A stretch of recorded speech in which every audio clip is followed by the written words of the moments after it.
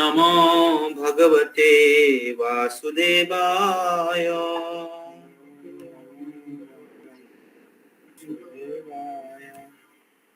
ओम नमो भगवते वासुदेवाय। 23, 22, 32 भगवते वासुदेवाय।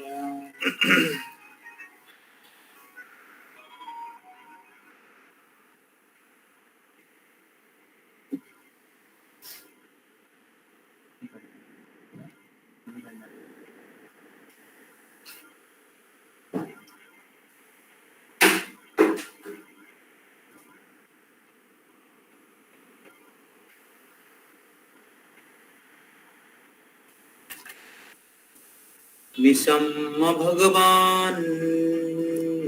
भगवान मार्गम संस्थां यदुकुलस्य च स्वपथं मतिं चक्रे निर्भीतात्मजुधिष्ठिरः।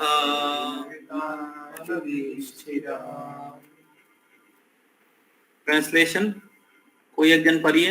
इसको वहां पर पिन कर दे तो इजी रहेगा। ऑल्ट टैब कहाँ गया?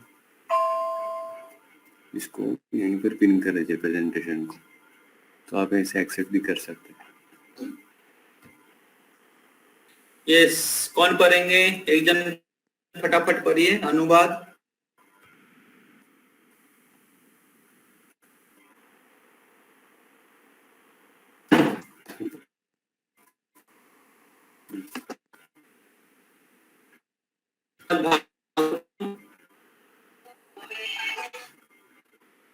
Canto 1, chapter 15, verse 32।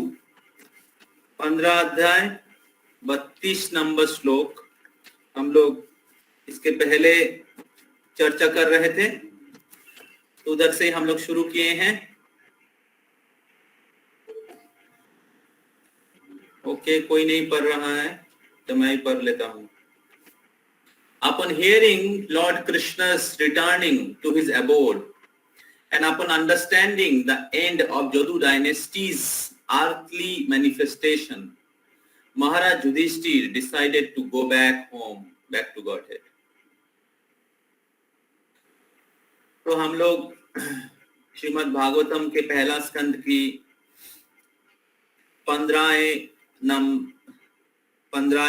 अध्याय में हैं, जिधर पांडवों की प्रस्थान,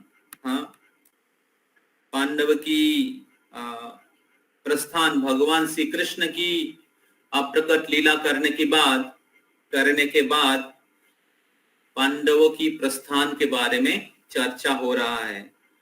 महाराज परीक्षित को सुखदेव गोस्वामी बता रहे हैं, या सूत गोस्वामी बता रहे हैं सौनक आदि ऋषियों को।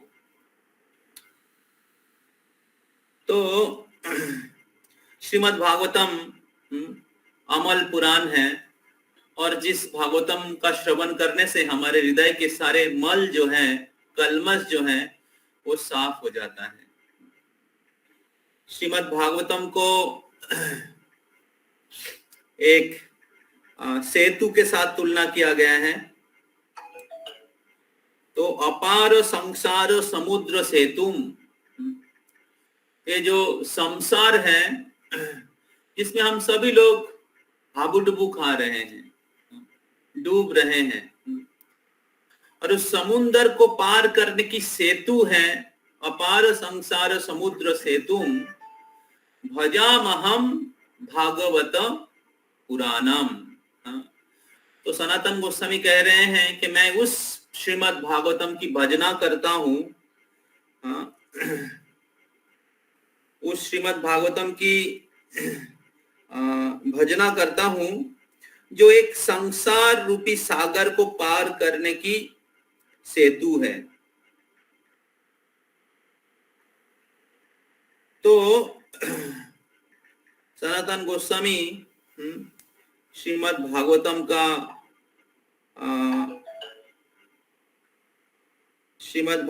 का ग्लोरिफिकेशन करते हुए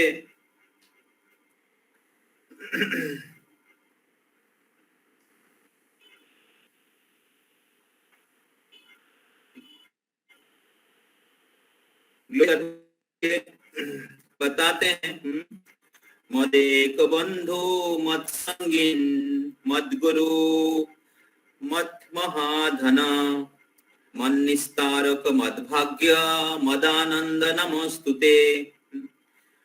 तो सनातन गोस्वामी कह रहे हैं कि जो भागवतम है ये मेरे परम बंधु है, मत संगीन मेरे संगी है हमेशा, मत गुरु मेरे गुरु है, मत महाधन मेरी सर्वश्रेष्ठ धन है, और श्रीमद् भागवतम जो है मन निस्तारक, ये मेरा निस्तारकारी है, मेरे को उद्धार कर सकता है। मत भाग्य, ये मेरी सौभाग्य स्वरूप है, और वो श्रीमद् भागवतम को मैं प्रणाम करता हूं। तो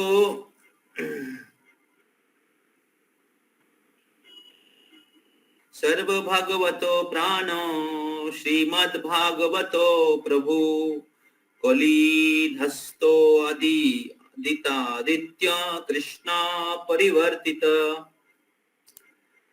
हे श्रीमद् भागवतम, आप सारे भागवत की प्राण स्वरूप है। जितने भी भागवत है, महाभागवत की प्राण स्वरूप है आप। हे प्रभु, कलियुग प्रकट होने के बाद जब पूरे संसार में अंधेरा फैल गया था, तो आप सूर्य के रूप में उदित हुए हैं। सूर्य के रूप में उदित हुए हैं इस कलियुग के अंधकार को नाश करने के लिए, और इसीलिए आप स्वयं कृष्ण की प्रतिनिधि स्वरूप हैं। श्री कृष्ण परिवर्तित, कृष्ण ही परिवर्तित होके भागवत के रूप में प्रकट हुए हैं। तो इस प्रकार ये जो भागवत है, श्रीमद् भागवतम का श्रवण और कीर्तन करना चाहिए। तो और श्रीमद् भागवतम के सिद्धांतों की आधार पे जो व्यक्ति जीवन जीते हैं, ऐसे महाभागवत की संग लेना चाहिए। तो ये जो श्रीमद् भागवतम है, अपार संसार समुद्र सेतुम भजामहम भागवत पुराणम। तो अगर किसी के घर में भागवत रहता है तो भगवान उनके घर में निवास करते हैं। तो तुलसी भागवत की पहला स्कंद जो है भगवान की चरण कमल है।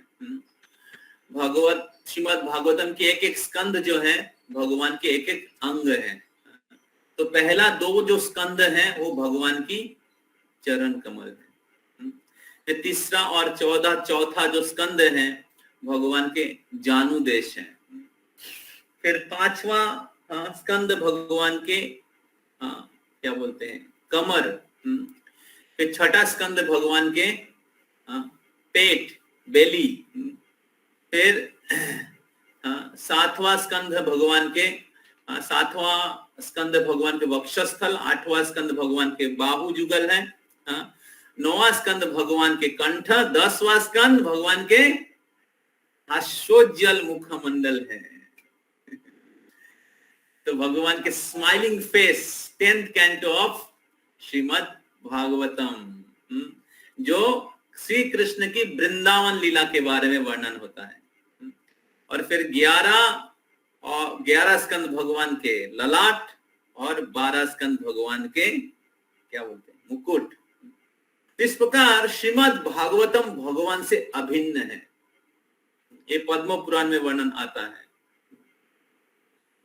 तो हम लोग भागवतम का आश्रय ले रहे हैं, मतलब भगवान की आश्रय ले रहे हैं। तो भागवत में 12 विषय हैं। अथो सर्ग विसर्गश्च स्थानम पोषणम उतय मन्वंतरे ईशानु कथा निरोधर मुक्तिर आश्रय। तो ये जो 12 विषय हैं, अथो सर्ग विसर्गश्च, सर्ग मतलब प्राइमरी क्रिएशन, विसर्ग मतलब सेकेंडरी क्रिएशन, अथो सर्ग विसर्गश्च स्थानम पोषणम उतय मन्वंतरे ईशानु कथा। अलग अलग भगवान के जो कथा है अलग अलग मन्वंतर में हुआ है। मन्वंतर ईशानु कथा निरोधर, निरोध मतलब विरक्ति, मुक्ति, फिर आश्रय।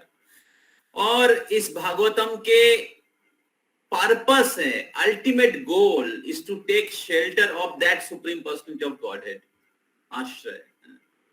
तो भागवत तो भगवान से अभिन्न है, और पहले तो भागवत भगवान से अभिन्न है, और भागवत की उद्देश्य भी क्या है, उस भगवान परम पुरुषोत्तम परमेश्वर भगवान श्री कृष्ण की आश्रय लेना।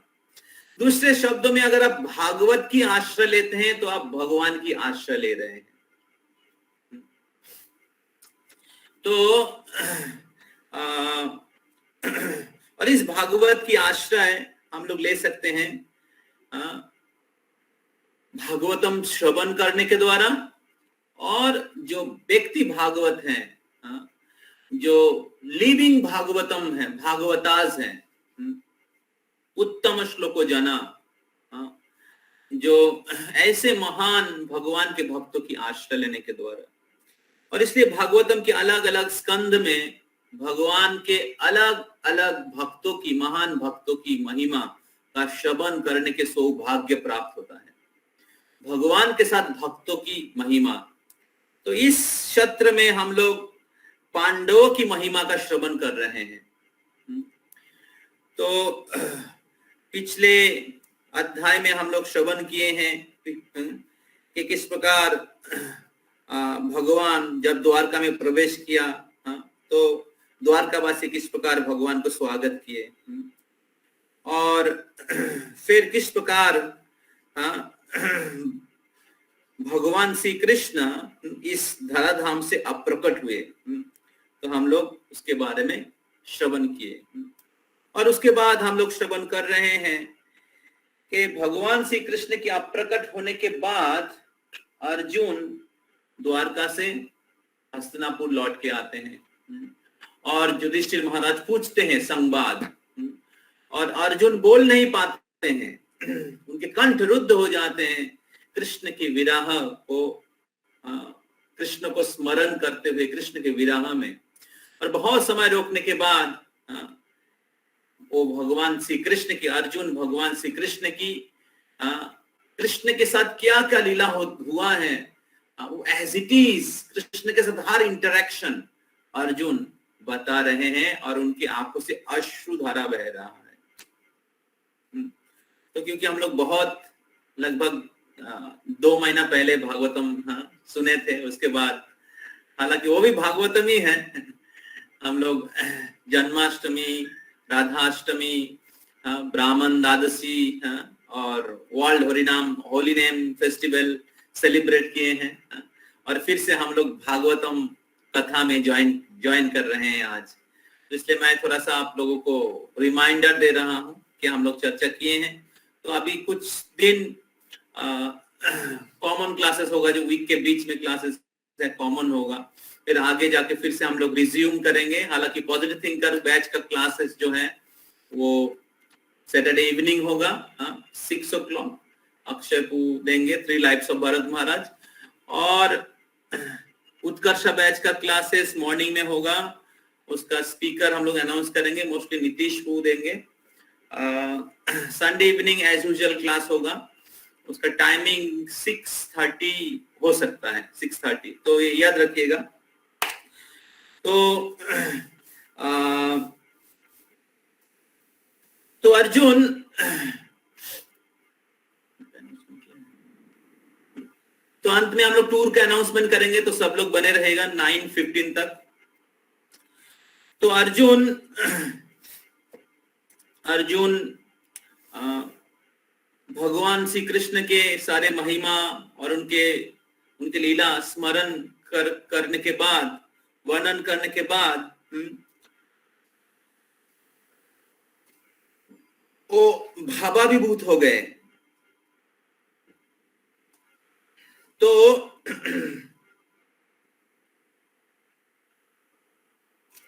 सूत गोस्वामी कह रहे हैं कि भगवान श्री कृष्ण की चरण कमलों की चिंता करते करते अर्जुन के अंतकरण शोक रहित हो गया था, क्योंकि कृष्ण की स्मरण करते हुए अर्जुन को कृष्ण की डायरेक्ट एसोसिएशन प्राप्त हो रहा था। और इस प्रकार अर्जुन संपूर्ण रूप से इस भौतिक जगत के कलुष या कलमश से मुक्त हो गए थे। तो जितना हम लोग इंटेंसली भगवान की एसोसिएशन लेंगे, उतना ही हम लोग भगवान के प्रेजेंस अनुभव करेंगे।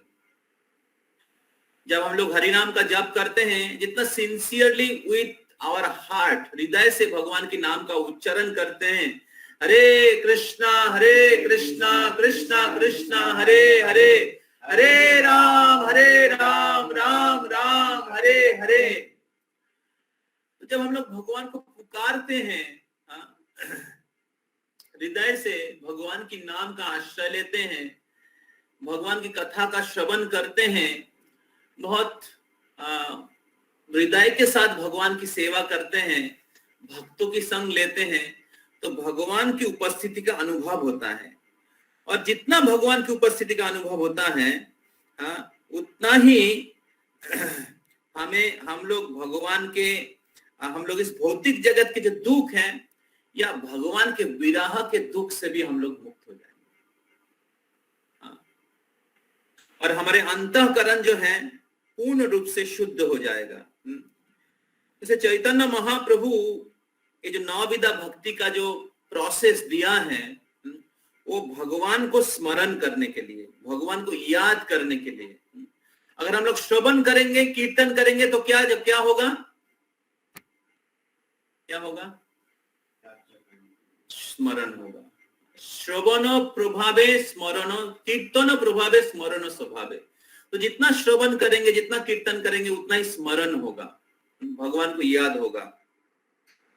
तो इस प्रकार अर्जुन भगवान को याद कर रहे थे। और फिर सूत गोस्वामी कह रहे हैं, निरंतर भगवान की चरण कमलों की स्मरण करने के कारण अर्जुन के हृदय में भक्ति बहुत जल्दी, बहुत फास्ट वृद्धि हो रहा था। और उनके मन में जितने भी कलमश था, संपूर्ण रूप से दूर हो गया था। वासुदेवांघ्रानुध्यान परिबृंहितरहितस्रंहसा। तो इसलिए बहुत महत्वपूर्ण है भगवान को हमेशा स्मरण करने की प्रयास करना। जब आप सब कुछ भगवान के लिए करेंगे या भगवान ही आपके जीवन के उद्देश्य हैं, तो तब आप सब कुछ भगवान के लिए करेंगे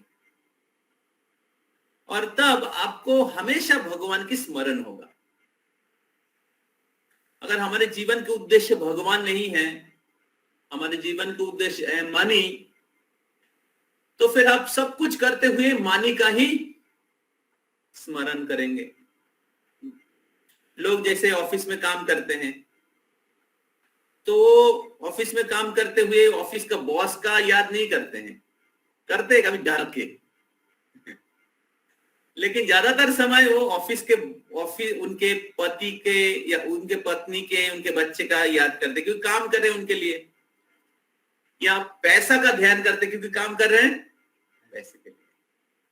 लेकिन भक्त लोग गृहस्थ हो या सन्यासी हो, क्योंकि सब कुछ भगवान के लिए करते हैं, तो इसलिए वो भगवान को याद कर सकते हैं, भगवान के चरण कमलों की याद कर सकते हैं।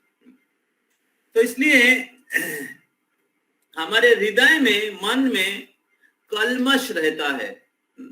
कल्मश एक तो सूक्ष्म रूप में, स्थूल रूप में कल्मश रहता है।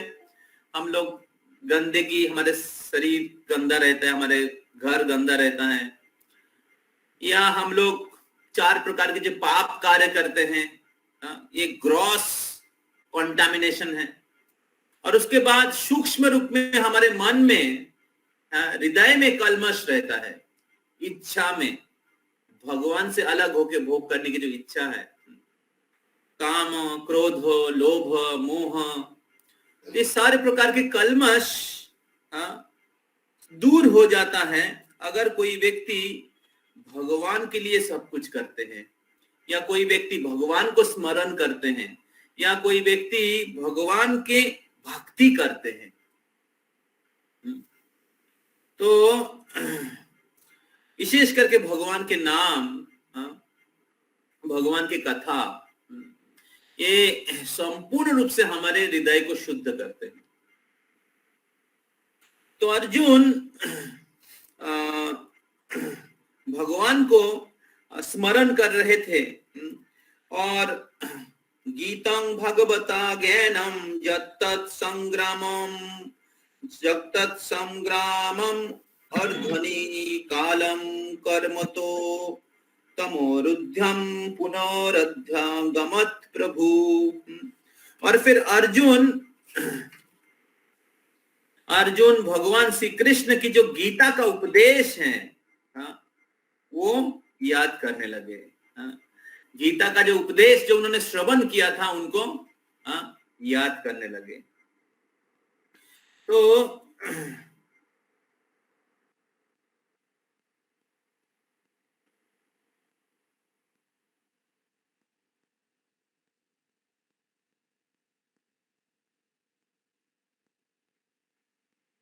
इस प्रकार स्मरण करना बहुत आवश्यक है। जो हम लोग सुनते हैं उसको स्मरण करना बहुत आवश्यक है।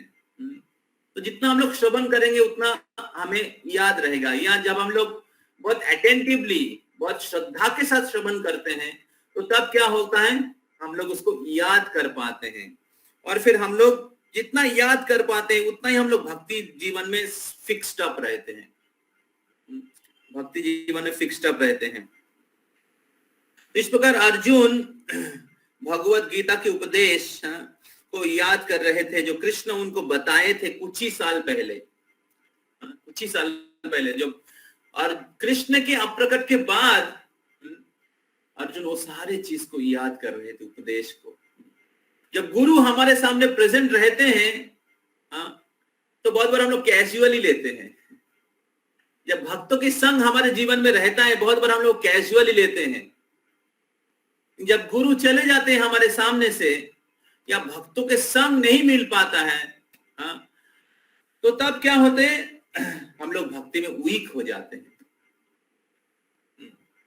हम लोग गुरु के इंस्ट्रक्शन को भूल जाते हैं, क्योंकि जब गुरु प्रेजेंट थे या भक्तों के संग हमारे साथ था, हम लोग उसको सीरियसली नहीं लिए थे। अभी लॉकडाउन चल रहा है, बहुत लोग फिजिकली एसोसिएशन नहीं मिल पा रहा है। तो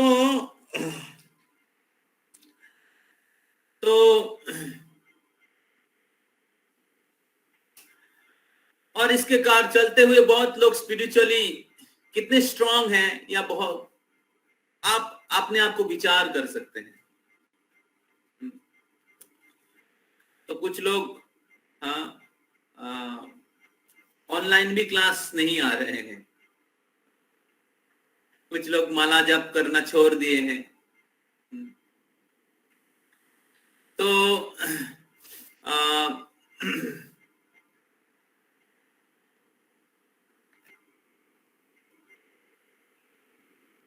तो भक्तों की जो संग है, या महान भक्तों की जो संग है ये बहुत महत्वपूर्ण है, और उनकी उपस्थिति में हम लोग जितना सीरियसली उनको लेंगे, उनकी अनुपस्थिति में हम लोग उतना ही भक्ति में सुरक्षित रहेंगे, क्योंकि सब लोग हमेशा गुरु हमेशा हमारे साथ नहीं रहेंगे। इसलिए उनकी उपस्थिति में हमारा उनका फिजिकल एसोसिएशन, उनसे श्रवण करना, उसको बहुत सीरियसली लेना चाहिए। तो तभी हम लोग उनके अनुपस्थिति में भी भक्ति में स्थिर रह पाएंगे, उनके आदेशों का पालन कर पाएंगे। तो अर्जुन भगवान श्री कृष्ण को याद किए,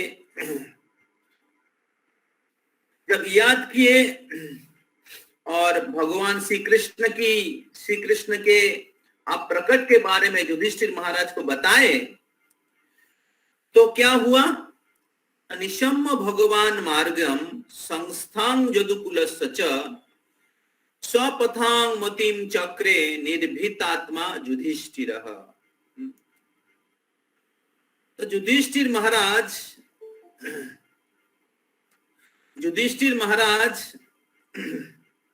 भगवान श्री कृष्ण की धाम प्रत्यावर्तन के बारे में श्रवण करने के बाद उन्होंने संकल्प लिया। युधिष्ठिर महाराज संकल्प लिया, किसके बारे में संकल्प लिया? ना भगवान श्री कृष्ण की धाम वापस जाने के लिए संकल्प लिया। जब युधिष्ठिर महाराज ने सुना कि भगवान ने अपना पास टाइम वाइंड अप कर लिया है और अपने धाम चले गए हैं, तो युधिष्ठिर महाराज भी भगवान के धाम जाने के लिए संकल्प लिया।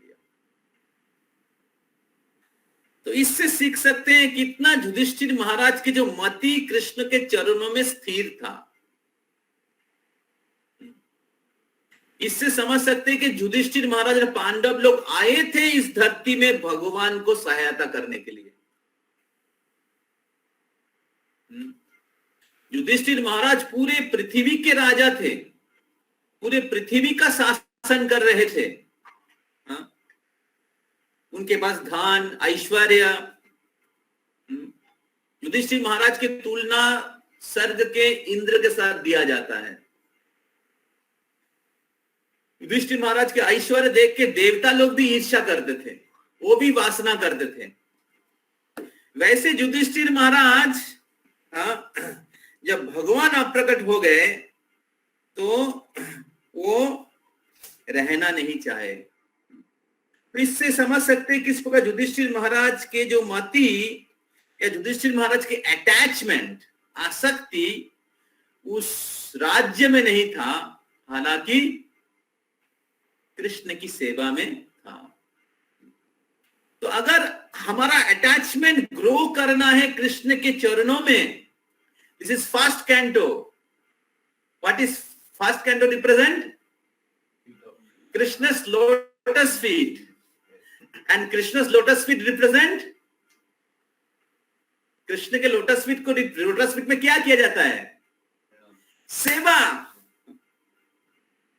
सेवा किया जाता है, करेक्ट? प्रणाम भी किया जाता है। तो कृष्ण के चरणों में समर्पित थे युधिष्ठिर महाराज। तो कृष्ण के चरणों में समर्पण अगर ग्रो करना है, कृष्ण के प्रति अटैचमेंट अगर ग्रो करना है, we have to cultivate our service to Krishna. Krishna के प्रति हमारा जो सेवा है, कृष्ण के प्रति हमारा भक्ति, वो प्रैक्टिस करना पड़ेगा। It is not an accident के एक दिन सुबह उठ के आपको कृष्ण के प्रति अटैचमेंट हो गया। कृष्णा कृष्णा महाबाहो, whole life you have practiced attachment for money, woman, family, and degree and beauty and big home and etc. And one beautiful morning you have attachment for Krishna. तो कृष्ण के प्रति अटैचमेंट डेवलप करने के लिए हमें वो प्रैक्टिस करना पड़ेगा।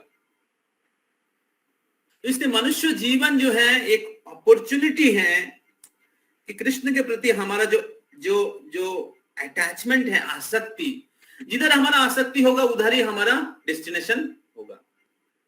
तो कृष्ण के प्रति हमारा अटैचमेंट डेवलप करने के लिए हमें वो बहुत सिंसियरली हमें प्रैक्टिस करना चाहिए, क्या आसान नहीं है।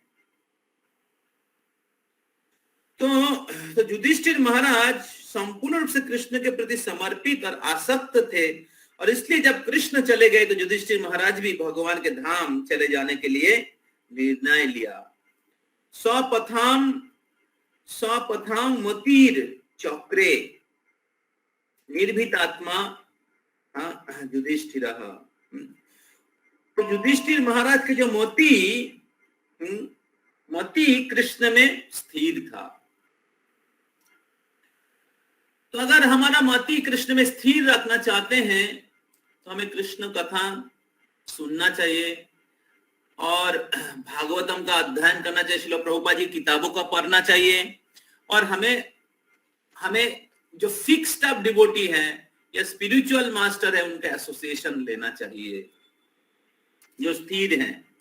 तो श्रील प्रभुपाद इनके तात्पर्य में बताते हैं कि भगवान आते हैं और उनकी लीला विलास करते हैं और वो अंतर्धान हो जाते हैं।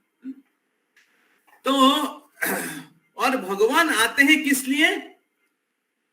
हमें भगवान के धाम जाने की रास्ता दिखाने के लिए। भगवान आते हैं किस लिए? हमें भगवान के धाम जाने की रास्ता दिखाने के लिए। तो कृष्ण की आविर्भाव, भगवान श्री कृष्ण की आविर्भाव और भगवान श्री कृष्ण की लीला ये दिव्य है। जन्म कर्म च मे दिव्यम एवं जो व्यक्ति तत्ततः त्यक्ता देहं पुनर्जन्म नैति मामेति स अर्जुन। तो गीता में भगवान बोलते हैं कि मेरी जन्म कर्म दिव्य है, और जो व्यक्ति इसको समझते हैं, इसको जानते हैं, वो इस शरीर छोड़ने के बाद अपने शाश्वत धाम को वापस चले जाएंगे। तो जैसे सूर्य उदय होता है और समय के बाद अस्त हो जाते हैं, तो उसी प्रकार कृष्ण रूपी सूर्य प्रकट हुए थे और अपने कार्यकलाप, अपने लीला संपादन करने के बाद वो अस्त हुए हैं। तो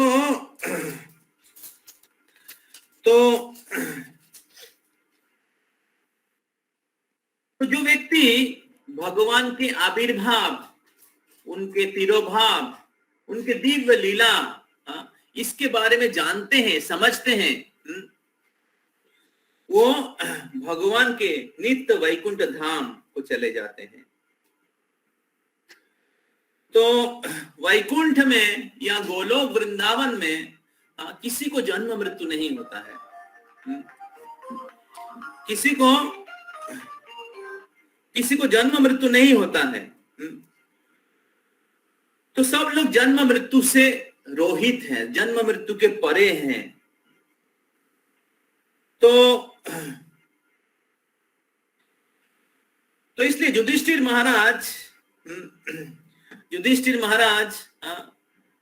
महाराज ने निर्णय लिया कि भगवान अपने लीला संपादन करके अपने धाम चले गए और वो आए हैं हमें उनके धाम जाने की निमंत्रण देने के लिए। तो इसलिए युधिष्ठिर महाराज भी भगवान की सेवा करने के बाद जब भगवान चले गए तो वो अपने मन भगवान के चरणों में स्थिर करके भगवान के धाम चले जाने के लिए निर्णय लिए। तो ये बहुत आवश्यक है।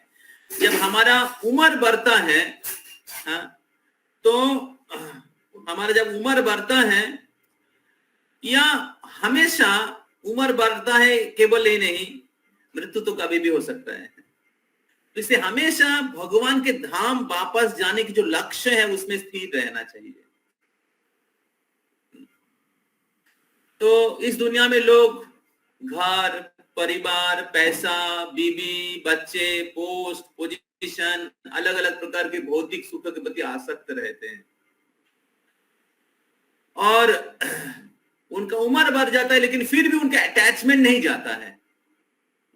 कल हम चर्चा कर रहे थे मेरे पिताजी के साथ, तो बोल रहे थे कि एक म्युनिसिपैलिटी के एक एक चेयरमैन थे, उनका उम्र हो गया था 80, लेकिन फिर भी वो चेयरमैन बनना चाहते हैं और सब लोग उनका निंदा कर रहे हैं।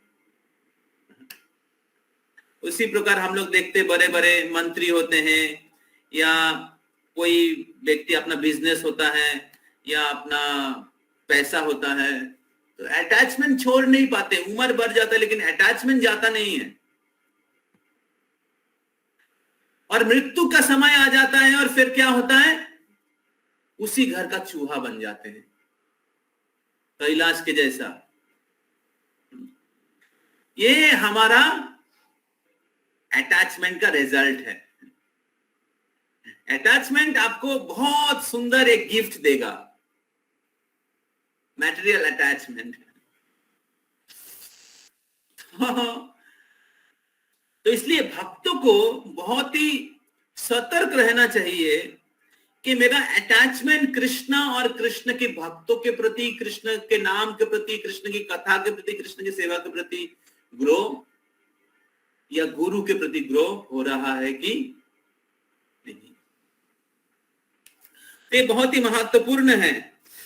तो इसलिए इस भौतिक जगत में अलग अलग जो दायित्व हैं, जो भी हम सभी लोग या आप लोग कर रहे हैं, either studies, either work, either service to family, परिवार के प्रति जो दायित्व है उसको पालन कर रहे हैं, उसको करते हुए एक लक्ष्य होना चाहिए, एक हमारा मेडिटेशन होना चाहिए कि भगवान के प्रति हमारा जो भक्ति है वो ग्रो हो रहा है कि नहीं, या भगवान के साथ कनेक्ट करके हम सब कुछ कर रहे हैं कि नहीं।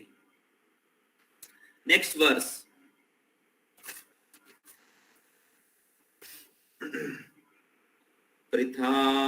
पृथापि पृथाप्यनुश्रुत्य धनञ्जयोऽधिं न सांजदूनां भगवद्गतिं च ताम् एकांत भक्ता भगवतधोक्षजे निवेशितात्मा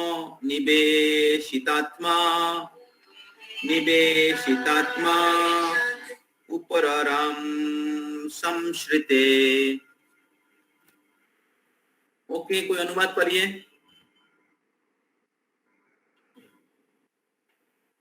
Translation. Kunti, after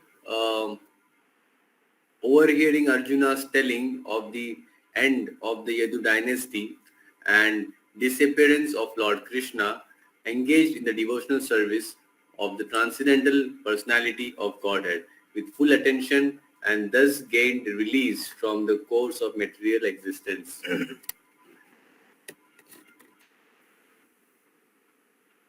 तो भगवान श्री कृष्ण जब अप्रकट हो गए, मतलब अपने दृष्टि से अगोचर हो गए। जैसे सूर्य अस्त हो जाते हैं, इसका मतलब नहीं कि सूर्य खत्म हो गया, हमारे दृष्टि के बाहर चले गए, लेकिन सूर्य है, आसमान में है। उसी प्रकार भगवान अप्रकट हो जाते, इसका मतलब नहीं कि भगवान नहीं है।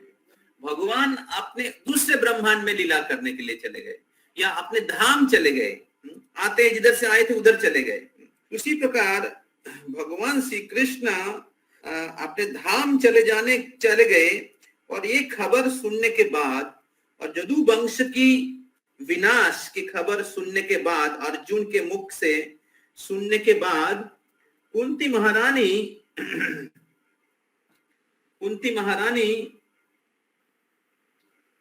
अपने चित्त को, अपने मन को भगवान श्री कृष्ण के चरण कमलों में और समर्पित किए, भगवान श्री कृष्ण के चरण कमलों में और समर्पित किए, और इस भौतिक जगत को परित्याग किए।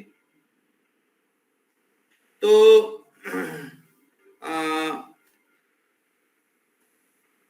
इधर से समझ में आ रहा है कि जब कृष्ण भगवान चले गए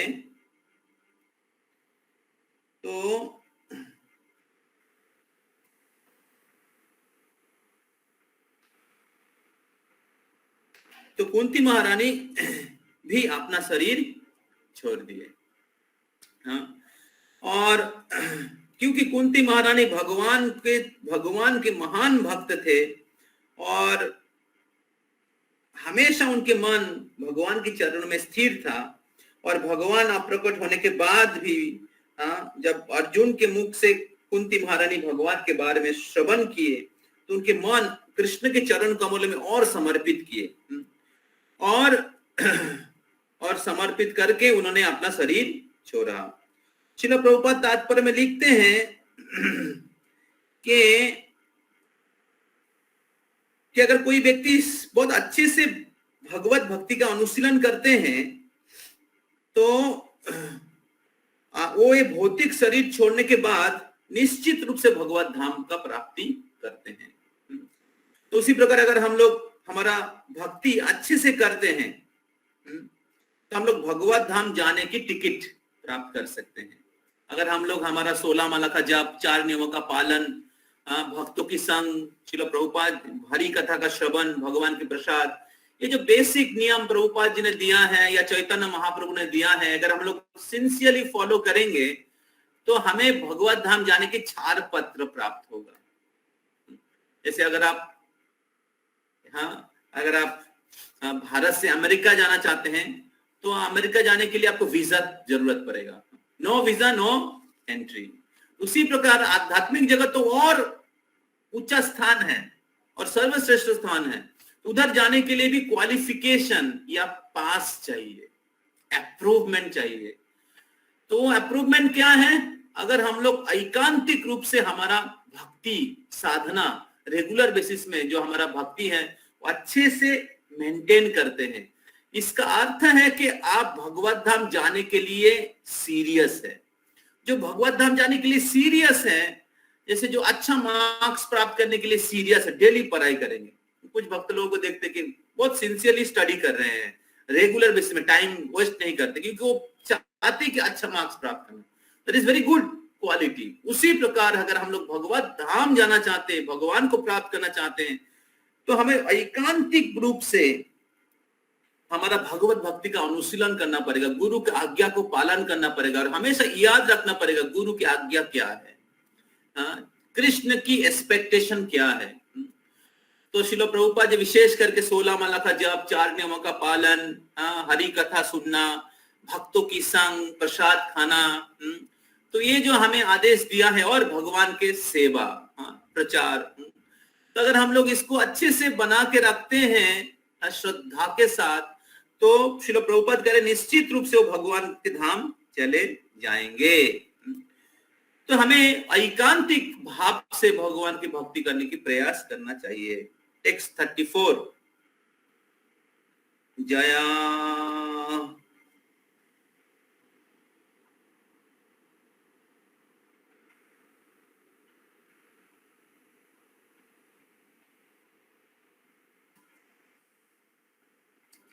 जया अर्हत भुवो भारम तं तनुं विजहावज कंटकं कंटकेनेव दयं चापि शितु समम्।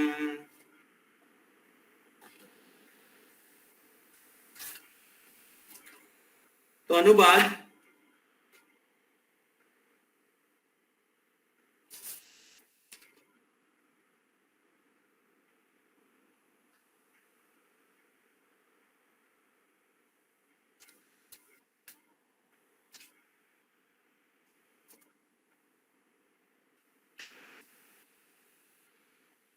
the supreme unborn Lord Sri Krishna causes the member of Jadu dynasty to relinquish their bodies, and thus he relieved the burden of the world. This action was like picking out a thorn with a thorn, though both are the same to the controller.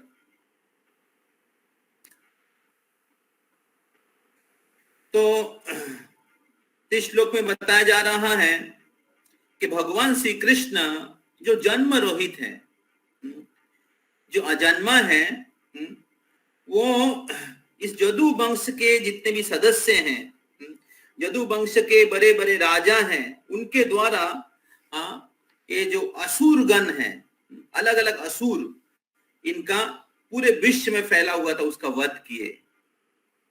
और इस प्रकार उन्होंने पृथ्वी का भार को कम किए, पृथ्वी का भार को हरण किए। भुवो भारम ताम तनु बीजा हावजह कंटकम कंटकेन दयम, जिस प्रकार कांटा से कांटा उठाया जाता है, उसी प्रकार भगवान श्री कृष्ण ने जदु वंश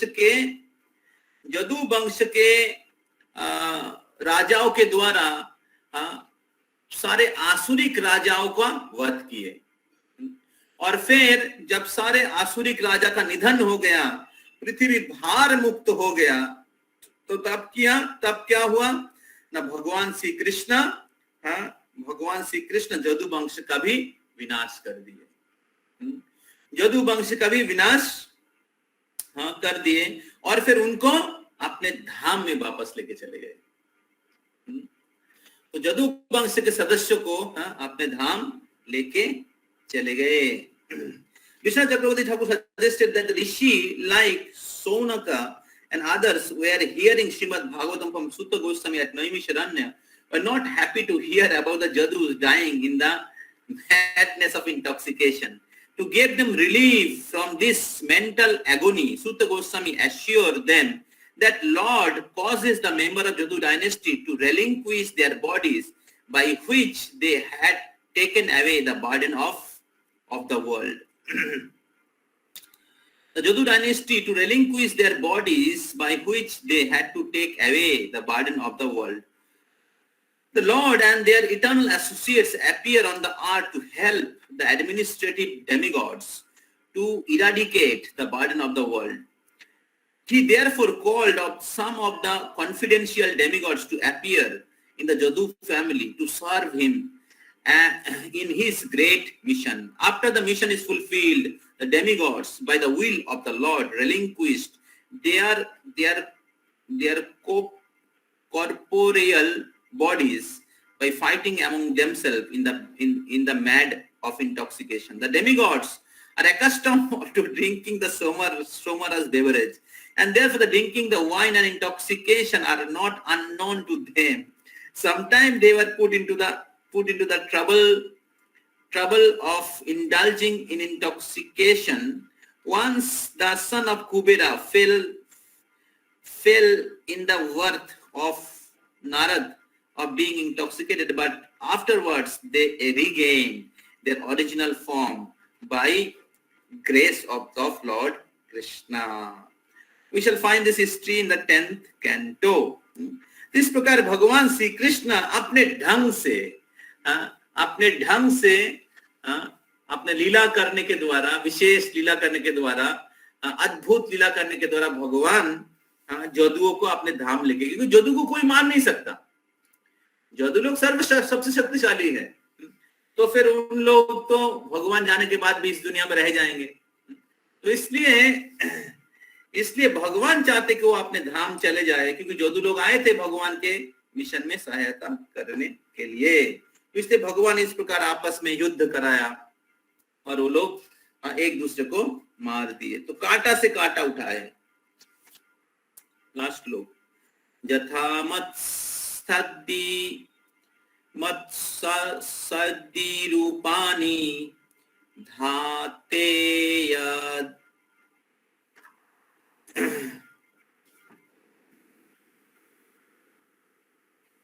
धत्ते जदिहाद यथा नट भूभार शापितो येना Zoho चच्चो कलेवरम। 35. The Supreme Lord relinquished the body which he manifested to diminish the burden of the earth, just like the magician. He relinquished one body to accept a different one, like the fish incarnation and others.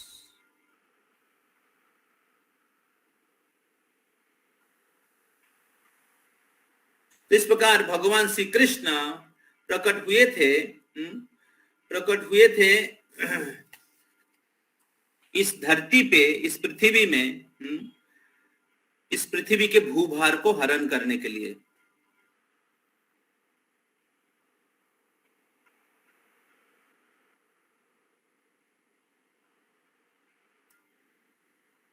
तो जिस प्रकार magician होते हैं, अलग अलग रूप लेते हैं, उसी प्रकार भगवान अलग अलग रूप में प्रकट होते हैं इस पृथ्वी के भूभार को हरण करने के लिए।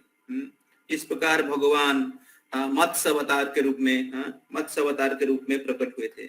तो भगवान कोई निराकार व्यक्ति नहीं है।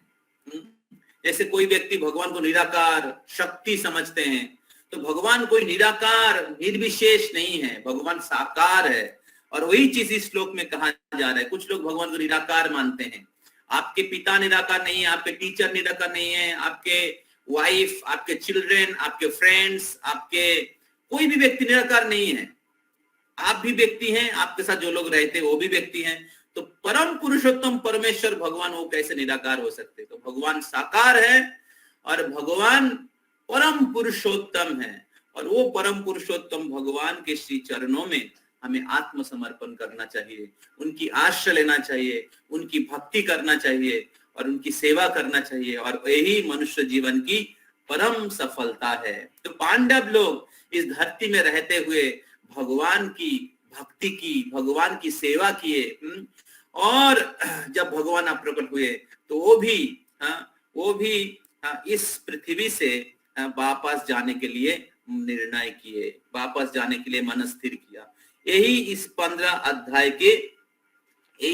अध्याय के सार है। जो आगे और भी बहुत सारा श्लोक है जिसमें किस प्रकार पांडव लोग महाप्रस्थान किए, उसके बारे में हम लोग श्रवण किए। तो हमारे जीवन में भी हमें हमेशा लक्ष्य रहना चाहिए, याद रखना चाहिए कि हमें भगवान के धाम में वापस जाना चाहिए। और उसलिए हमें अपने आप को तैयार रखना चाहिए, अपने आप को तैयार करना चाहिए। हमारे भौतिक कार्यकलाप के साथ साथ तो कर्तव्य के हिसाब से हमें करना चाहिए, लेकिन हमें याद रखना चाहिए कि हमें भगवान के धाम में वापस जाना चाहिए। और इसलिए आसक्ति भगवान के धाम में, भगवान के चरणों में रखना चाहिए। वो एक बंदर का स्टोरी है। बंदर वो जामुन के पेड़ में रहता था और नीचे क्या है, मगरमच्छ। नीचे एक तालाब था, उस तालाब में मगरमच्छ रहता था। तो ये बंदर के साथ मगरमच्छ का बहुत दोस्ती था। तो ये बंदर को इच्छा था कि मगरमच्छ के घर में घूमने आने का। और मगरमच्छ का इच्छा था कि बंदर के जो कलीजा है उसको खाने का। तो मगरमच्छ सोचता था कि बंदर इतना मीठा मीठा जामुन खाता है, उसका कलीजा भी बहुत मीठा होगा। तो एक दिन बंदर को इनवाइट किया मगरमच्छ ने कि आइए, मेरे पत्नी ने आपके लिए बहुत अच्छा फिश दिया है। तो बंदर सोचा हाँ चलते हैं। तो छलांग लगा के मगरमच्छ के पीठ में चढ़ गया। और जब पीठ में चढ़ गया, आधा रास्ता जाने के बाद मगरमच्छ ने बोला, अपना जो क्या बोलते पर्पस रिवील कर दिया कि बंदर जी, मैं तो कितने दिन से सपना देख रहा था कि आपका जो मीठा कलीजा उसको खा जाऊं। आज अच्छा मौका मिला है। तो ये फीस तो मेरा है, आपको नहीं दिया था मैं फीस। तो बंदर बहुत चतुर था। तो बंदर ने कहा कि अरे मेरे प्रिय मगरमच्छ, मैं सोच रहा था कि जाने के समय आपके पास सोच रहा था कि आपके लिए क्या गिफ्ट दूं। तो अभी मेरे को पता चला कि आप क्या चाहते हैं। तो मैं असल में आपको देना चाहता हूं ये, लेकिन मैं दुर्भाग्य से मैं भूल गया उसको लाने के लिए, कलीजा को लाने के लिए मैं गलती से उसको उस पेड़ के ऊपर ही रख के आ गया। तो मगरमच्छ तो बुद्धू था। तो तो बोले थोड़ा चलिए मैं लेके आता हूँ। तो मगरमच्छ जब ही वो जामुन पेड़ के सामने गया तो बंदर छलांग लगा के पेड़ में चढ़ गया। तो उसी प्रकार इस भौतिक जगत में जब हम लोग अलग अलग कार्य करते हैं तो इस भौतिक जगत में माया के संसार में हम लोग अलग अलग चीज करते हैं, कर्तव्य पालन करते हैं या दायित्व रहते हैं, लेकिन हमारा आसक्ति भगवान के चरणों में होना चाहिए। हमारे मन भगवान के चरणों में होना चाहिए। हमें भगवत प्राप्ति के जो भगवत धाम जाने के जो लक्ष्य है उसको हमेशा स्ट्रांग बना के रखना चाहिए। और इसलिए अच्छे भक्तों की संग लेंगे तभी आप भगवत धाम जाने के जो इच्छा है उसमें बने रहेंगे। और इसलिए श्रील प्रभुपाद इस्कॉन रूपी सोसाइटी खोला है, इस्कॉन रूपी संस्था खोला है। प्रभुपाद बोलते हैं इस्कॉन एक बोट के जैसा है जो भगवत धाम की तरफ जा रहा है, और इस बोट में जो बने रहेंगे, छलांग नहीं लगाएंगे माया के समुंदर में, वो एक दिन भगवत धाम चला जाएगा। तो इसलिए भक्तों की संग भगवान की कथा बहुत ही महत्वपूर्ण है। और इसलिए जो यात्रा टूर आयोजन किया जा रहा है ये हम सभी के भगवत धाम जाने की इच्छा को स्ट्रांग बनाने के लिए, हमारे जो भगवान के साथ हमारा जो आसक्ति है उसको मजबूत करने के लिए, हमारे हृदय में जो भगवान के प्रति जो भक्ति जो सुप्त अवस्था में है उसको जागृत करने के लिए। तो इसलिए जो टूर है ये कोई जस्ट कोई ओकेशन नहीं है सबको घुमाने के लिए, ले जाने के लिए।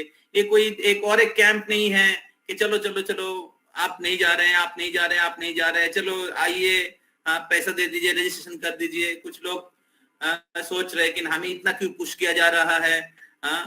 तो ये दूसरा और कोई पर्पस नहीं है, और एक ही पर्पस के लिए, जिस पर्पस के लिए श्रील प्रभुपाद जी ने इस्कॉन खोला था, जिस पर्पस के लिए भगवान इस दुनिया में आए हैं, उसी पर्पस के लिए यात्रा हो रहा है, जो एका चक्र धाम, कान्हा नाथशाला धाम, और एक चीज ऐड हो गया राम के लिए, जिधर रूप गोस्वामी सनातन गोस्वामी का श्रीपाठ है, जिधर चैतन्य महाप्रभु आए थे। जो रूप गोस्वामी सनातन गोस्वामी हमारे